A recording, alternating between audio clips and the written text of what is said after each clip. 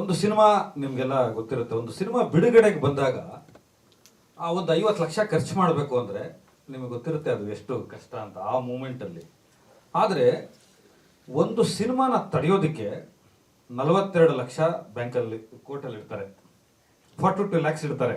Cinema ರಿಲೀಸಿಗೆ ಇವರು ಖರ್ಚು ಮಾಡೋದಿಲ್ಲ, 4.5 ವರ್ಷಗಳ ಹಿಂದಿನ ವಿಚಾರ ಇದು.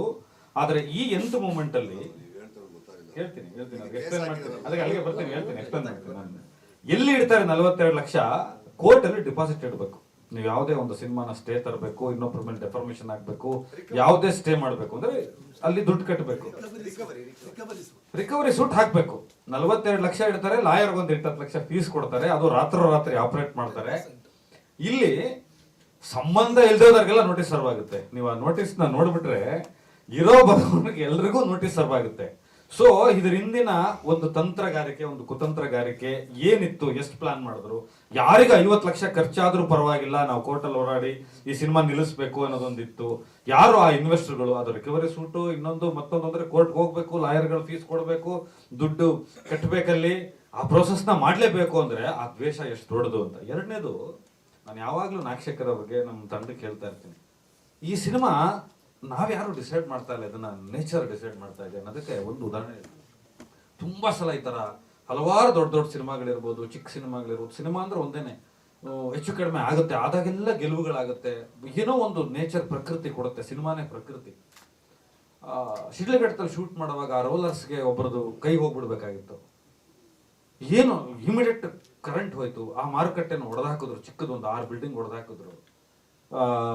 ಸ್ವಿಟ್ಜರ್ಲ್ಯಾಂಡ್ ಅಲ್ಲೇ ನಾನು ನಾಗಶೇಖರ್ ಅವ್ರಿಗೆ ಜ್ಞಾಪಿಸ್ತೀನಿ, ರಚಿತಾರಾಮ್ ಅವರು ಬೇರೆ ವೆಹಿಕಲ್ ಅಲ್ಲಿ ಬರೋರು, ನಮ್ದೆಲ್ಲ ಟೀಮ್ ಕಾನ್ವೆ ಬೇರೆ ಹೋಗೋದು. ಅಲ್ಲಿ ಶಕ್ತಿ ಅಂತ ಒಬ್ಬರು ಇರ್ತಾರೆ, ನಮ್ಮನ್ನ ಇಂಟರ್ನ್ಯಾಷನಲ್ ಟ್ರಿಪ್ ಮಾಡಿಸಿರ್ತಾರೆ, ಶೂಟಿಂಗ್ ನ ಮ್ಯಾನೇಜ್ ಮಾಡೋರು ಇರ್ತಾರೆ. ರಚಿತಾರಾಮ್ ಅವ್ರು ಕಳೆದೋಗ್ಬಿಟ್ಟಿದ್ರು, ಇಡೀ ಅರ್ಧ ದಿನ ಹುಡುಕದೇ ಆಗೋಯ್ತು.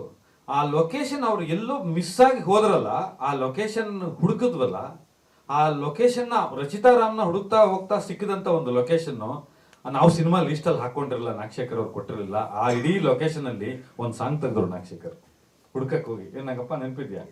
ನಾನು ಯಾವಾಗ್ಲೂ ಹೇಳ್ತಾ ಇದ್ದೆ, ಈಗ ಒಂದಿನ ರಾತ್ರಿ ಹೇಳ್ಬಿಟ್ರು, ಕಸ್ತೂರಿ ನಿವಾಸದಲ್ಲಿ ರಾಜಣ್ಣ ಅವ್ರು ಬಂದಂಗೆ ಬರ್ಬೇಕು ಅದೊಂದು ಶಾರ್ಟ್ ಅಂತ ಅಂದ. ಕಿಟ್ಟಪ್ಪಂಗೆ ಹೇಳಿದಾಗ ಅದೆಲ್ಲೋ ಲೊಕೇಶನ್, ಪ್ರೊಫೈಲರ್ ಇಲ್ಲ, ಗಾಳಿ ಇಲ್ಲ, ಆದ್ರೆ ಅದೊಂದು ಏನೋ ಒಂದು ಜಾದು ನಡೀತು. ಡಿಸೆಂಬರ್ ಅಲ್ಲಿ ಸೂರ್ಯ ಓಪನ್ ಆದ, ಬೆಂಗಳೂರಲ್ಲೂ ನಾನಾ ಕಷ್ಟಗಳು, ಆರ್ಟಿಸ್ಟ್ ಡೇಟ್ಗಳು, ಇದನ್ನೆಲ್ಲ ನೋಡಿದಾಗ ಏನಿಸುತ್ತೆ ಅಂದ್ರೆ ಒಂದು ನಾಯಕ ನಟಿನೇ ಹುಡ್ಕೊಂಡು ಲೊಕೇಶನ್ ಹುಡ್ಕಕ್ ಹೋಗಿದ್ರು. ನೇಚರ್ ಇಟ್ಟಂತ ಸಿನಿಮಾ ನನ್ನ ಪ್ರಕಾರ ನಗಪ್ಪ. ನಾನು ನನ್ನ ಮಾತೊಂದು ಹೇಳ್ಬಿಟ್ಟು ಮುಗಿಸ್ತೀನಿ. ಒಂದು ಧೈರ್ಯ ಏನು ಅಂತಂದ್ರೆ, ಇದು ನೇಚರ್ ಕೊಟ್ಟಿರೋ ಡೇಟ್, ಇದೇ ಜಗಳ ಅಲ್ಲ, ಇದು ನೇಚರ್ ಕೊಟ್ಟಿರೋ ಡೇಟು. ನಿಮ್ಗೆ ಒಳ್ಳೇದಾಗುತ್ತೆ, ನಮ್ಗೆ ಒಳ್ಳೇದಾಗುತ್ತೆ ಅಷ್ಟೇ.